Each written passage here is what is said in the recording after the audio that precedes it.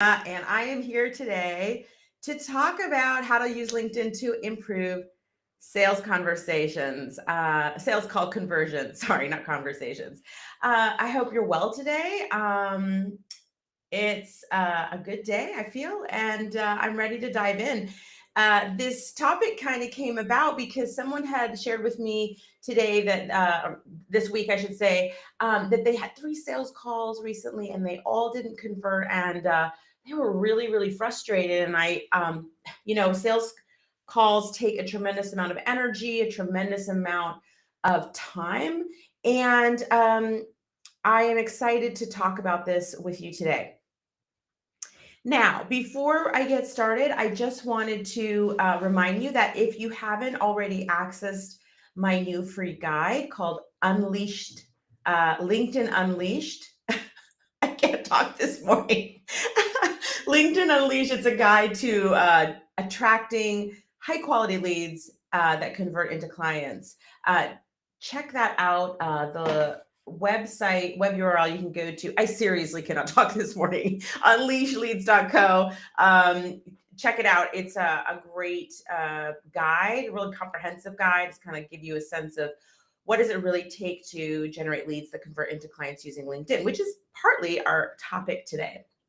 All right, so let's just talk about the sales conversation, right? It's kind of like a cake. When you have a cake and it didn't turn out well, like it didn't taste good, um, the question is why, right? Why did it not taste good? Well, chances are whatever came before the cake was pulled out of the oven didn't produce the result that you wanted. So, all we're going to do when we look at having a sales call that converts or building in sales call conversations that convert, meaning it's not just the moment, but what happens before. It's really just saying, how do we create a process and include the ingredients, if you will, to actually have sales calls with people who become clients. All right. It's just, I know that sales calls are very stressful, emotional. So much anticipation. And I just want to say it's really not about the call itself. It's about what you've done that led up to that call itself. Okay. So, what I want to quickly cover with you, because I feel like when we talk about sales, it always seems to me to be really tactical. It's like, do this or, try this new hack on LinkedIn. And those are all great. But I want you, the listener here, to understand the foundational process by which somebody has to go through in order to make a decision to become your client. I call this the connect method. And there are 5 opportunities in that decision making process of your potential client that they have to go through in order to actually be able to make a decision to hire you. Okay. So when we look at the cake, right, we're looking at the ingredients. When we look at the sales call, we're looking at these 5 steps that are going to lead to somebody becoming a client. And it's called the connect method. And I'm going to walk you through them now. And then I'm going to get into specifics about how to use LinkedIn to enable these 5 steps. Okay. So, but again, you're smart. You need to understand foundationally what you need in place to generate clients. And so it really starts with somebody knowing you exist, right? Like they have to know you exist. I know that might seem obvious, but a lot of times people market and then they think, why, how come I'm not increasing my audience? It's because, you're not really reaching new audiences. So this is really important. Now, second step, if you will, or stage is that they're going to learn about you, right? They're going to need to know something about you. I know a lot of service providers, consultants that exist, but I might need to learn something about them before I really remember who they are. And then typically, our prospective clients get to a point where they're sort of curious. They're kind of like, there's something about your messaging in that learn phase and that marketing phase where they're like, ooh, this seems like really like somebody who might be able to help me, or they really seem to understand my problem, or I really like the way they communicate, or wow, I didn't realize that they also address that problem. And that seems like something that is important to me. And that curious stage can be an ebook that they download. It could be binging your podcast. It could be watching all your posts, like kind of more, a dedicated time looking at your content. And it could be perhaps a webinar that you're hosting. Okay. And typically people need a little bit more information before they're really ready to commit to a sales call. And then the stage 4 or step 4 is really some type of online conversation. Now, in today's online business world, this online conversation piece is so important. And I think a lot of people really think, oh, okay, well, I'm going to post something on LinkedIn and it's going to say, here's a book an appointment. And what happens is if they book an appointment, they're gonna go directly to the call. And if you don't have some kind of online conversation, your sales call, the chances of your sales call conversion is going to be reduced. I'm going to talk about that. But online conversation can be DMs, it can be email, it can be texting, but there should be some type of one-to-one conversation, online conversation. And I'm not talking about Calendly, automated emails saying this is when your call is with Selena. I'm not talking about that. I'm talking about the warm up to having a sales conversation. And this is a really, really, really important piece that I think a lot of people miss. And I think if you're missing it, that's good news for you, because if you employ it, you're really going to have an advantage and to improve your outcomes. And then, of course, stage 5 is the offline conversation. That's the sales call that we're talking about here, okay? So this is the connect method, and you really want to connect with your ideal client at every single stage. And the more you connect with them, the more you become really attracted to the right client, and the more you, if you will, kind of don't attract, allow people who are not going to be your ideal client to self-select out, okay? So just again, the 5 steps that I'm talking about here are part of the Connect method, and I cover those in my latest guide called LinkedIn Unleashed, and it's a guide to attracting high quality leads that convert into clients. And if you go to unleashleads.co, you can get your copy there. It is free, and you're going to have something in writing in front of you that's going to back up what I'm saying here today. Now, let's talk. I just want to give like an anecdote about this decision-making process, okay? You could be a coach, you could be a consultant, you could be a service provider. It doesn't actually matter. But I just want to kind of give you an actual anecdotal story that reinforces these 5 stages that your prospective client must go through in order to be somebody who is going to have a high chance of becoming a client after a sales call. Okay, this is an example this is not a real example, but our backyard I would love to hire a landscaper for our backyard because it's kind of a mess. It's not a mess, but it's like, ooh, what could it actually look like? So let's just take those steps one more time, and I'll go through this quickly. But the idea is that I need to know they exist. So let's say I go into Yelp or any kind of, online, source where they have a bunch of, people who do landscaping, right? So I'm going to know they exist. So I'm going to type in landscaper. I'm going to learn a little bit about them. Maybe it's like, do they do residential? Do they do, yards, near where I live, right? And then at some point, there's going to be this level of curiosity where I might say, I live in Southern California and I really would love a drought tolerant garden. And so maybe I can kind of maybe I've kind of found 3 or 4 landscapers, but then I kind of scour their profile to see, oh, they really specialize in drought tolerant or like native California plants. Or I could go to their Instagram account and just like binge all their photos of the work that they've done, right? There's at that point, the amount of time and effort I'm spending is that curiosity level. It's not just a passive kind of taking in of information and learning. It is very active. Okay. It's very active learning. And so at that point, I'm going to drill down to somebody who is local, who actually does drought tolerant, who has images of client work. Like, I love the way that the yards look, whatever, right? And then we're going to get to the online conversation part. I'm going to maybe go through Yelp, or I'm going to text them or whatever. And I'm going to say, hey, do you do this kind of thing? This is where I live. And then they're going to either come to the house or we're going to end up on a sales call. So that's going to be our offline conversation. Okay. So just to say that in your own work, this will apply to you. Here is the most important thing to know. Okay. If you skip one of those, it's going to be problematic. Let me explain.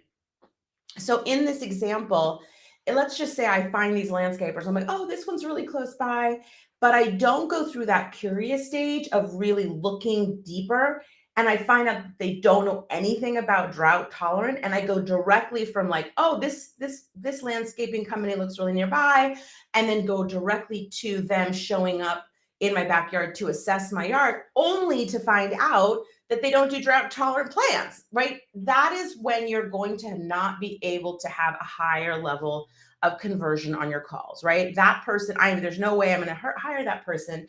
And that's partly because I didn't go through the 5 stages. Let me explain something about that. It's not that it's my responsibility as the prospective client. It's the landscaper's job to do that, right? And so what they can do is they can basically say, hey, like, they can text me and just say like, hey, what kind of things, what kind of, yard are you looking for? And then I might say like, well, I really want drought tolerant. And they might say, well, we don't do that. Do you see what I'm saying? Do you see what I'm saying? Okay, so I'm just going to say, like, for everyone listening here, if you want to improve your sales call conversions, it's about leading the process, about laying the stepping stones.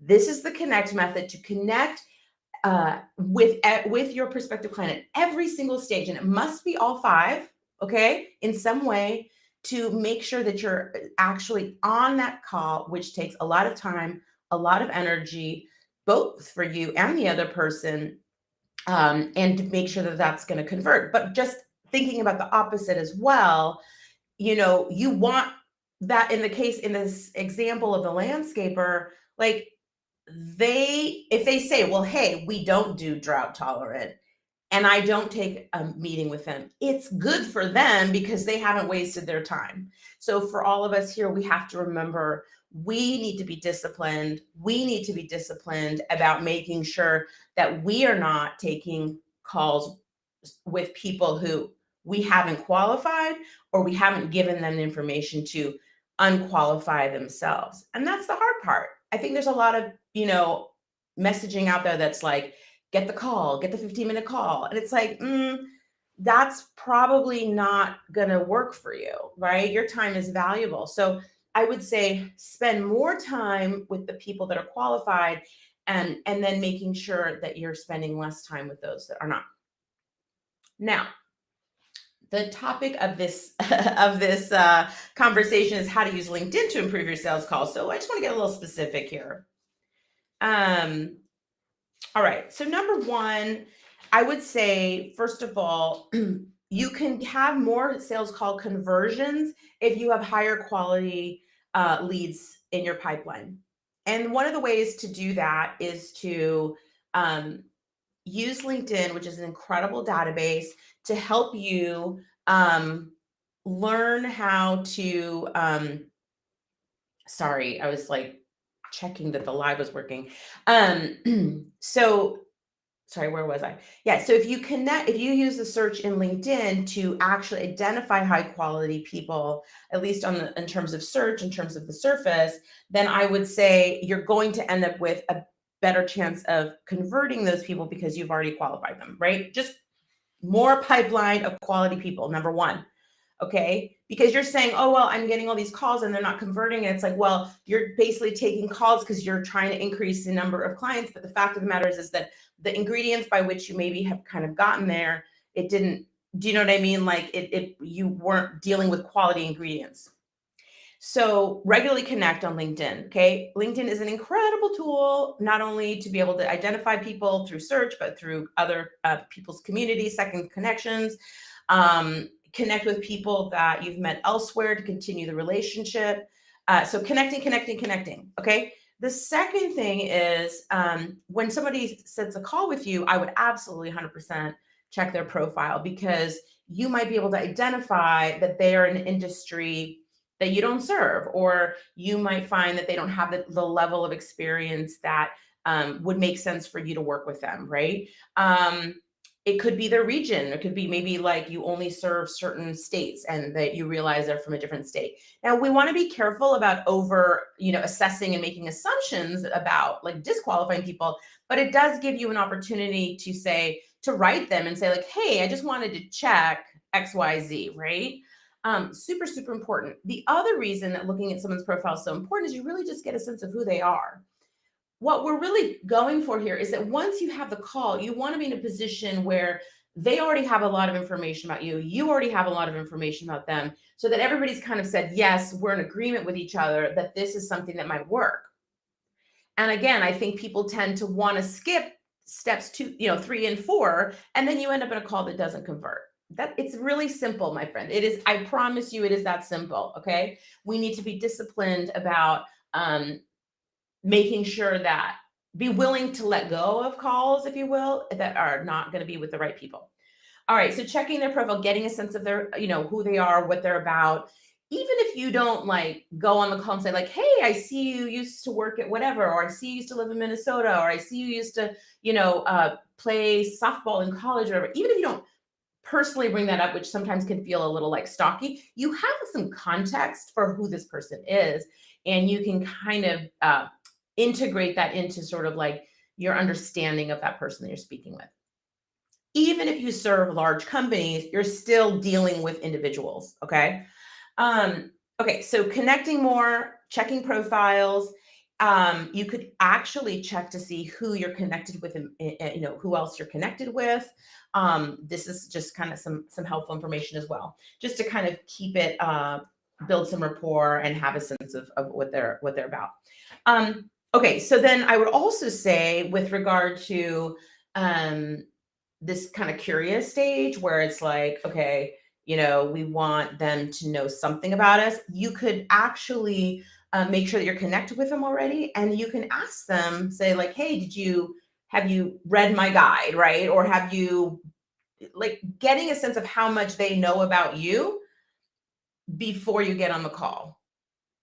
Again, it's so easy to be like, yes, I want to take the call. Not recently, somewhat recently, I had a bunch of referrals come to me, and I was like, oh, they were a referral from this person. Like I took the calls right away. And guess what happened? I am not kidding you. They like literally did not even know what I did. I was just like, oh my gosh. And that was on me. That was on me, my friends. It was my responsibility. Instead of saying, like, here's my booking link, set it up, which seemed the easy route, right? It seemed like the route that I would want. Instead, what I quote unquote should have done is say, like, hey, what are you looking for? Right? Because they're writing me, they're saying, hey, so and so referred me to you. I would love to set up a call. And I'm like, sure. When instead, what I could have done is said, like, what are you looking for? And then when they tell me like XYZ, I said, like, well, I don't really do that. And then I'm, as hard as it is, right? Like just saying no, and that maybe that's not a good fit. Um, Saving us both the time and the energy, right? I'm not saying you shouldn't have some sales calls just to get to know people. Sometimes people want to work with you, but they're not ready. Like there's all those other things. But again, if we're talking about increasing your overall sales call conversions, if you're getting a lot of calls that do not convert into clients on a percentage basis, then you should be looking at what you're doing beforehand. And you probably can very easily change some things to increase to increase the number of conversions. Okay. So let's see what else. So that online conversation piece, right? What I would like to do is, even though I love my Calendly, that is a booking tool, meeting booking tool. And it's like probably the top 2, 3 softwares I could not live without. I do not rely on that before I have a sales call. So for example, if somebody sets up a call with me, that Acuity, or sorry, not Acuity is another one. Calendly is going to send out that, that email reminder, the text reminder that we have a call.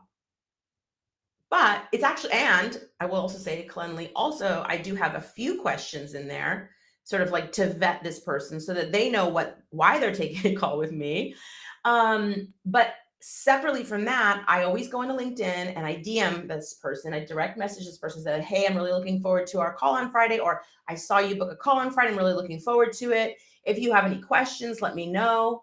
that's also an opportunity to say like, hey, what are you looking for? If I haven't already asked that in the questions in Calendly, right? Do you know what I'm saying? Like there's got to be some line back and forth online. Not only do I do the DMs, I do email, but excuse me, just to say, when we're actually looking at how do we use LinkedIn, we're going to, number one, at the front end of your entire business, making sure you're connecting more with people that are quality, could be quality clients. You're going to, when somebody sets up a call, you're going to make sure that you're connected with them. You're going to look at what they do. You're going to give them some information to make clear, so that they're clear what you actually do, so that you don't end up on a call and it doesn't turn into anything. And having some expectation in that online conversation before the call is really important, because you might find that all they want is free advice. Okay, let's be honest. And if you're like, well, you know what, I'm really not the person that can help you, or you know what, let me help you with that.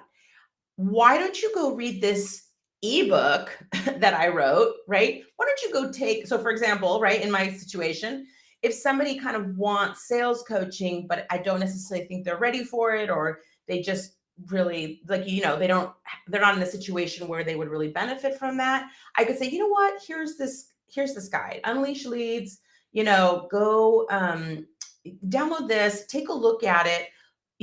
I'm going to have a webinar in a couple of weeks, or I'm going to look at my post. And when you're ready, let's have that call.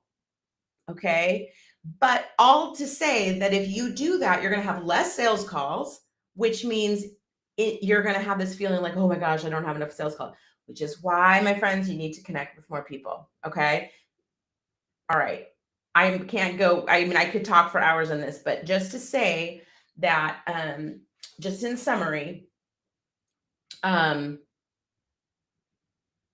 you want to make sure that you are laying the stepping stones for these 5 steps, so that they learn about you, so they know more about you through through your blogs, through your podcasts, your posts, your ebooks, your webinar, something to make sure that they understand you enough so that they're actually know that they need you and that you can help them. Have that online conversation. I would guarantee you that will help you qualify people in or out before committing to a very time intensive and high energy sales call. Okay. And just making sure that you're using LinkedIn to get more leads. It's, at the end of the day, a lot of these problems are solved by just having more pipeline, more lead opportunity. Okay. All right. So I hope that was helpful. Just one more time, LinkedIn Unleashed, guide to attract and convert high quality leads, unleashleads.co. Download it today. It's free, and it really kind of walks you through the concepts I talked today. Again, just, I guess, final words here. Your sales call conversions are probably not converting because of what you're doing on the call.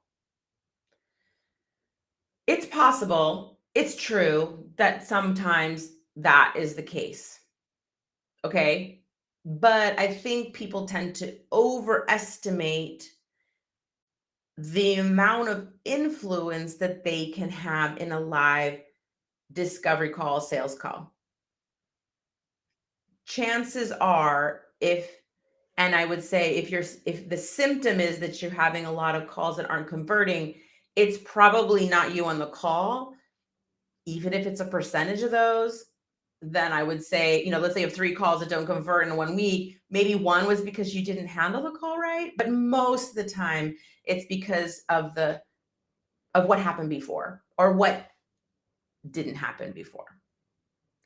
All right, my friends, I hope you have a wonderful day. I hope this is helpful. If you have topics that you want me to cover, I would love you to find me on LinkedIn, send me a DM, let me know what challenges you're facing.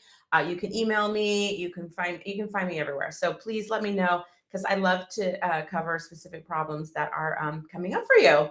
And I don't want you to have any problems, but I am happy to give you some guidance if you do. All right. See you later. I'll see you next week. Bye.